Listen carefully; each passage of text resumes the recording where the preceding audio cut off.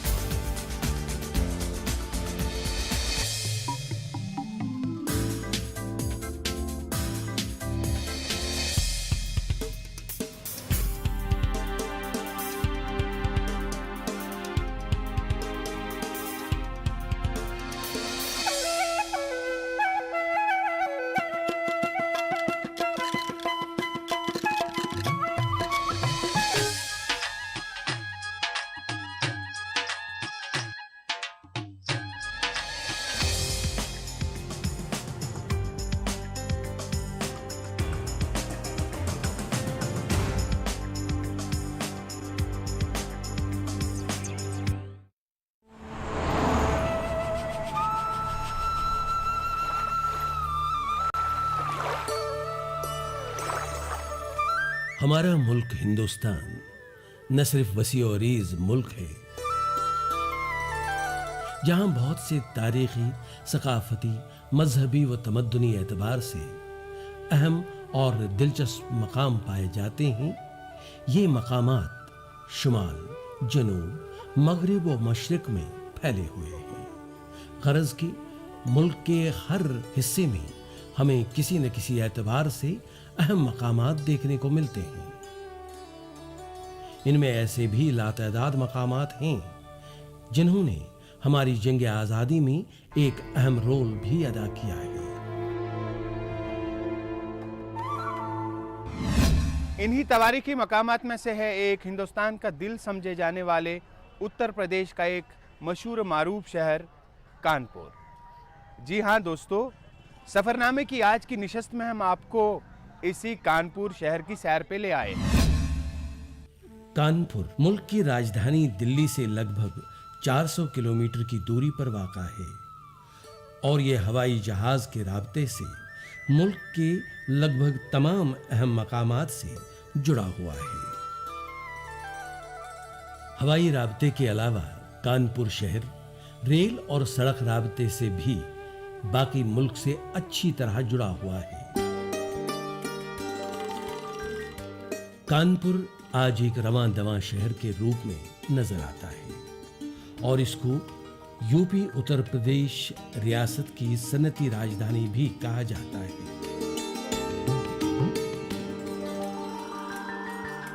क्योंकि यहां बेशुमार सन्नतें कार फरमा नजर आती हैं, जिनमें कपड़े और चमड़े की रिवायती सन्नतें भी शामिल हैं।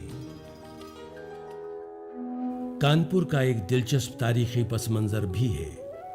कदीम हवालों के मुताबिक, जिनमें शोरे आफाक तसनीफ रामायण भी शामिल है, कानपुर के मकामात में वाक़ा बिठोर नाम की जगह पर महर्षि वाल्मीकि का आश्रम था, जहां पर उसने हिंदू मजहब की अहम मजहबी दस्तावेज रामायण रकम की थी। तहकीकदानों की राय है, सीता मैया को जब रामचंद्र जी ने अपने घर से निकाला था, उन्होंने इसी जगह बठोर में वाल्मीकि जी के आश्रम में पनाह ली थी और उनके दोनों बच्चे लव और कुश का जन्म भी इसी जगह हुआ था।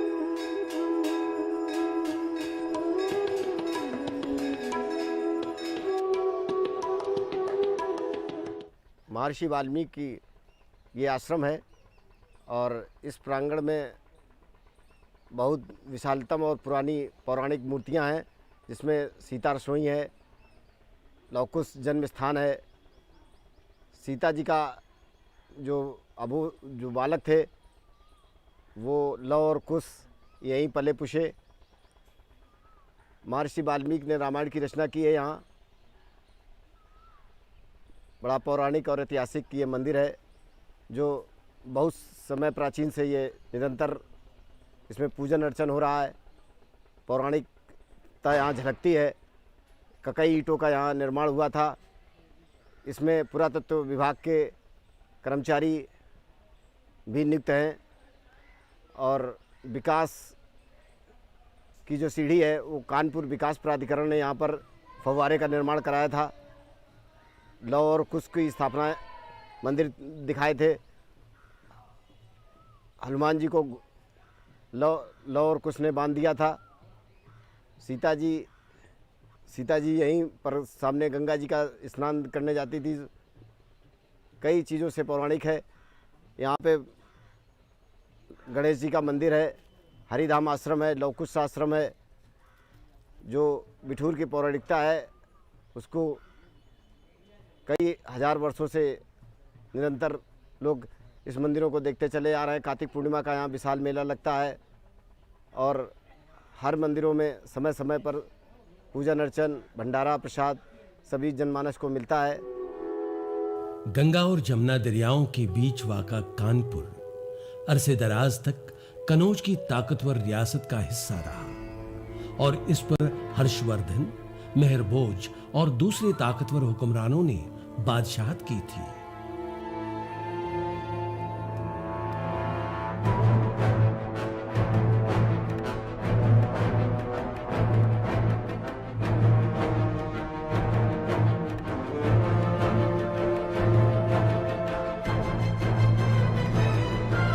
दर हकीकत कानपुर का जिक्र हमें कदीम हवालों में सिर्फ बठौर और जुजवा नाम से मिलता है, लेकिन सन 579 में पहली बार हमें कानपुर का नाम मौजूदा शक्ल में ही मिलता है।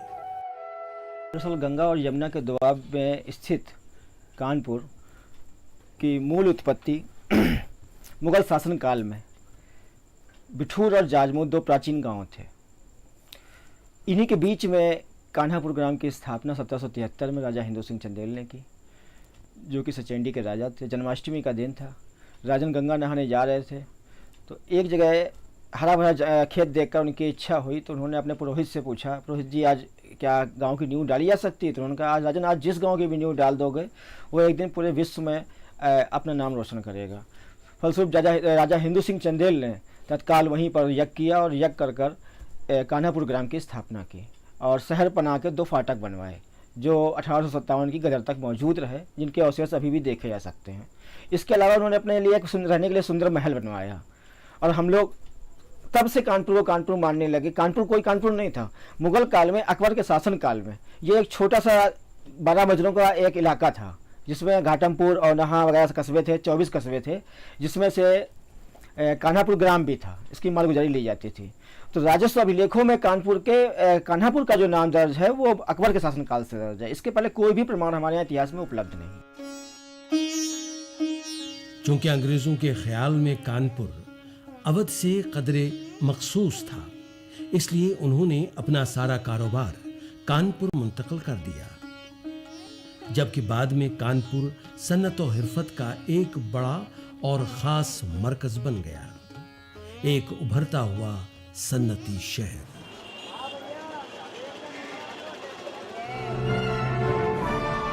हिंदुस्तान की जंग के मायानाज सपूतों ने कानपुर को अपनी तहरीक का मरकज बना लिया।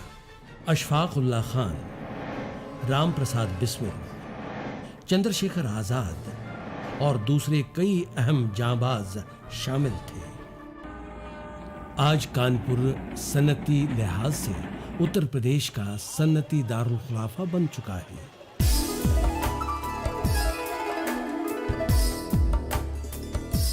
वहीं कानपुर सन्नती लिहाज से हिंदुस्तान का दूसरा बड़ा शहर बन चुका है, जहां सन्नती इनकलाब ने कानपुर को एक अहम शहर बना लिया है।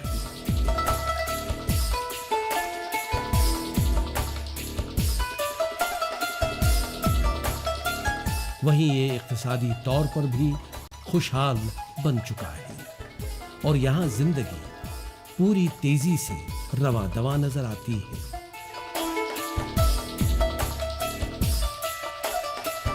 कानपुर की जो सन्नत रिवायती तौर पर सैकड़ों बरसों से इस शहर की पहचान बन चुकी है, वो है चमड़ा साजी की सन्नत।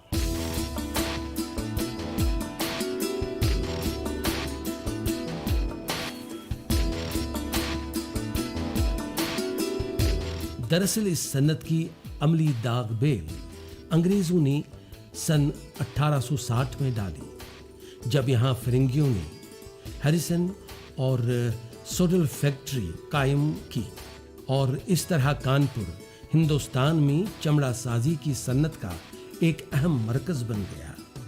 आज कानपुर में चमड़े की सन्नत एक अहम शोबे की सन्नत है और यहाँ चमड़े से हजारों किस्म के सामान और चीजें बनाई जाती हैं।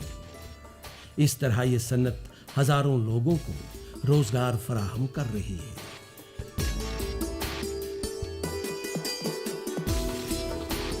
कपड़ा साजी की ये सन्नत और खासकर सूती कपड़े बनाने की सन्नत आज कानपुर की शान बनी हुई है, जहां आज भी बुनकर रिवायती अंदाज से हथकरघों पर कपड़ा बुनते हैं। वहीं आज के जदीद दौर के तकाजों के तहत बेहद मुफीद खुदकार मशीनों से कपड़ा बनाने का अमल बड़े बड़े कारखानों में तेजी से जारी है।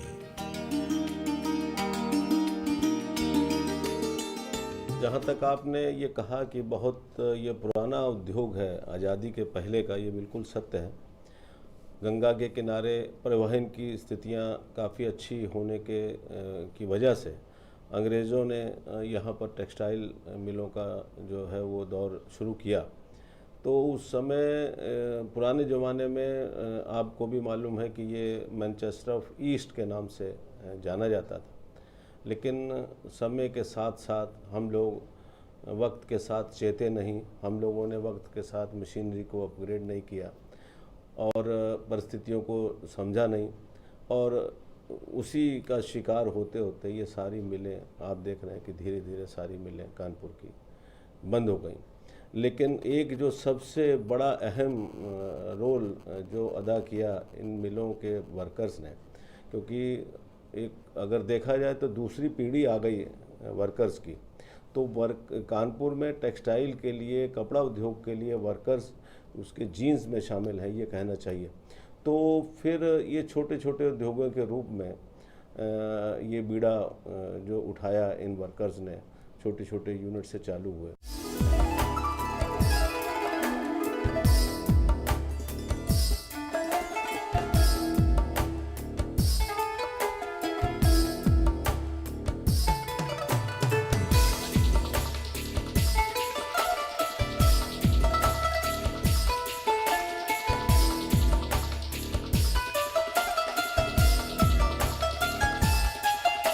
रिवायती सन्नतों के अलावा कानपुर आज जदीद सन्नतों का गहवारा भी बना हुआ है। कानपुर में जो मॉडर्न इंडस्ट्रीज चल रही हैं, उनमें टेक्सटाइल इंडस्ट्री के अलावा हेवी इंजीनियरिंग, एरोस्पेस और दूसरे इंजीनियरिंग के जदीद आलात बनाने की बहुत सी इंडस्ट्री भी शामिल है।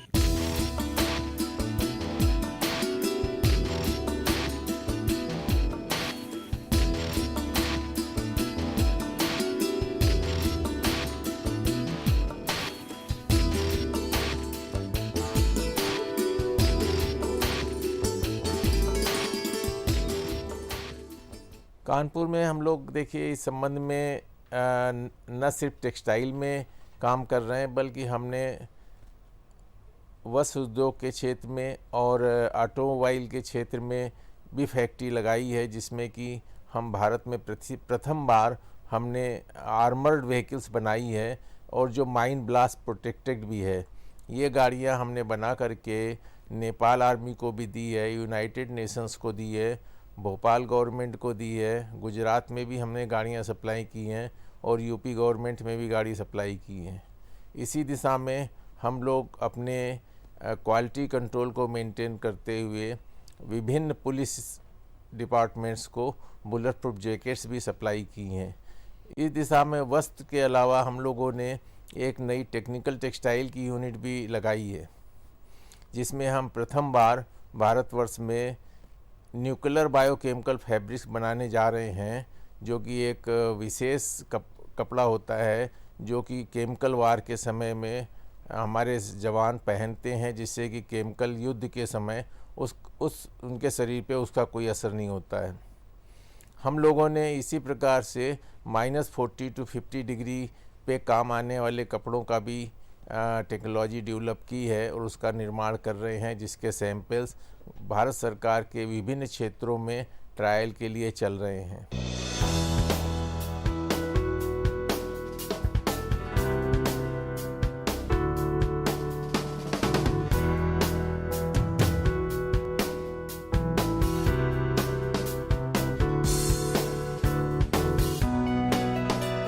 कानपुर की सनती तरक्की ने यहाँ की इक्तिसादी और शऊरी तरक्की को भी मुमकिन बना दिया है। कानपुर में तालीम याफ्ता लोगों की शरह 85% के लगभग है, जो दूसरे इलाकों की निस्बत बेहद अच्छी है।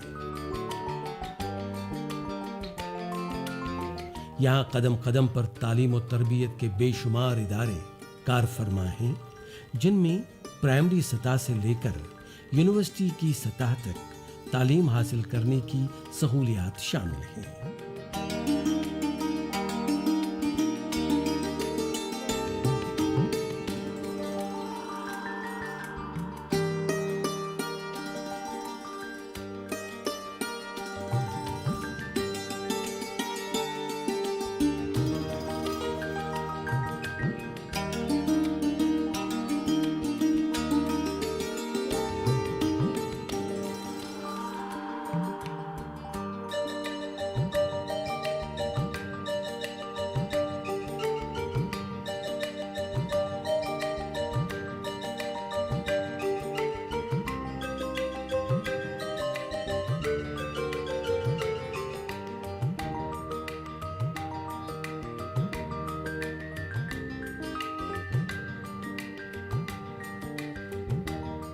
कानपुर में सबसे पहले डीएवी कॉलेज में 1948 के आसपास ये सब्जेक्ट ग्रेजुएशन लेवल पे आया।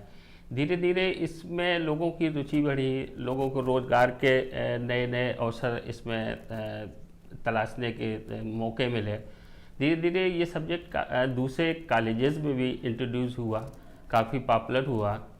उसके बाद जब कानपुर यूनिवर्सिटी बनी तो ये यूनिवर्सिटी पहले एफिलिएटिंग यूनिवर्सिटी थी।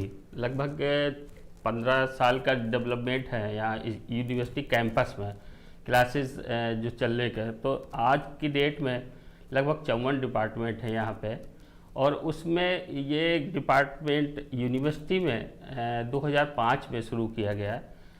उस समय 2 ईयर कोर्स यहाँ पे चलाया जाता था मास्टर डिग्री का।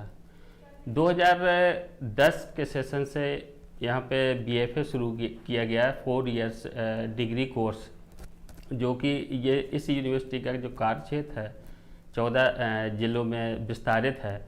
और बीएफए डिग्री जो थी वो और कहीं पे इस यूनिवर्सिटी के उस सर्कल में कहीं पे थी नहीं। तो एक ये नया इस विश्वविद्यालय का अचीवमेंट है कि एक ये नया सब्जेक्ट यहाँ पे इंट्रोड्यूस किया। मुल्क के बावकार इदारे आईआईटी की एक बेहद मकबूल शाख आईआईटी कानपुर भी यहीं पर कायम की गई है।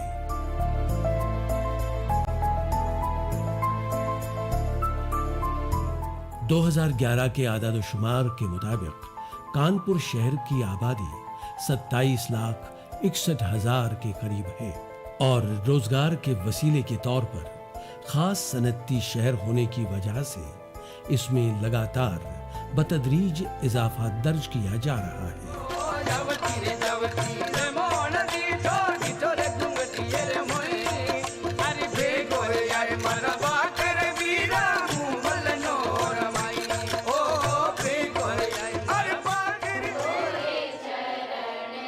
गायकी और बजाने के एतबार से कानपुर आसपास के इलाका जात की तरह ही शुमाली हिंद की क्लासिकी मौसीकी से मुतासिर रहा है। हालांकि यहाँ के मौसीकारों ने कानपुर घराने के तहत आलम मौसीकी में अपना एक मखसूस मकाम बनाया है।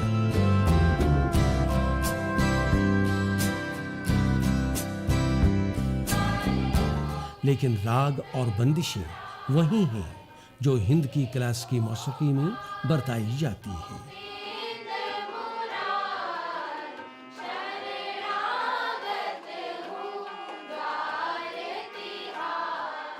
यहाँ पर शास्त्रीय संगीत, सुगम संगीत, लोक संगीत में गायन, वादन, नृत्य की प्रतिदिन कक्षाएं चलती हैं 4 बजे से लेकर के 7 बजे तक, जिसमें विभिन्न स्कूलों के बच्चे यहाँ पर संगीत की शिक्षा प्राप्त करते हैं। अच्छे गुरुओं से यहाँ पर शिक्षाएं बच्चों को प्रदान की जाती हैं और समय समय पर हम लोग कार्यशालाएं लगाते हैं जिसमें बाहर के कई कलाकार आकर के बच्चों को अपनी संगीत की सेवाएं प्रदान करते हैं। और हर माह हम लोग माह के अंतिम मंगलवार को एक संगीत संगोष्ठी करते हैं, जिसमें हमारे कानपुर के वरिष्ठ कलाकारों का हम लोग गायन, वादन, नृत्य प्रस्तुत कराते हैं, जिससे हमारे बच्चों को यहाँ पर संगीत सीखने का अवसर प्राप्त हो और वो लोग अच्छे से अच्छा सुन सकें और अच्छे से अच्छा सीख सकें। यही हम लोगों की बच्चों से और सभी से अपेक्षा रहती है। रक्स और दूसरे फनून लतीफ़ा पर यहाँ भी अवध का असर रसूख देखने को मिलता है और कथक यहाँ की रिवायती क्लासिकी रक्स में अहम और मरकजी मकाम रखता है।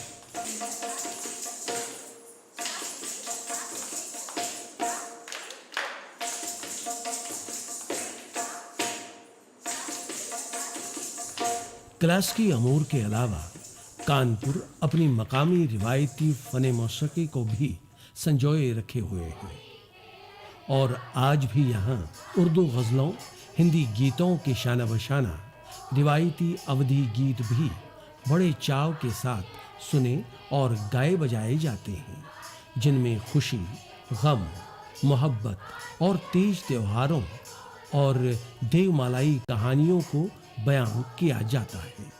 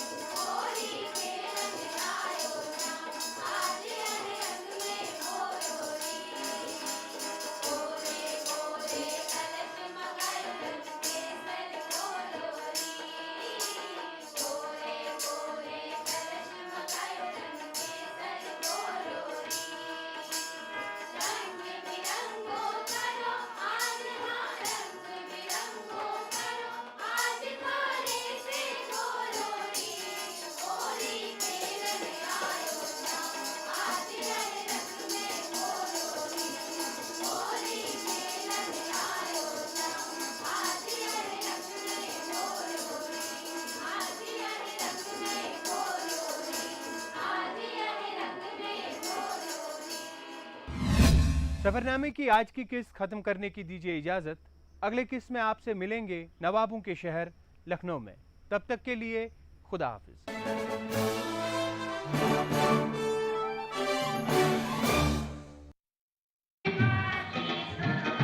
कैसा लग रहा है मैडम? फेशियल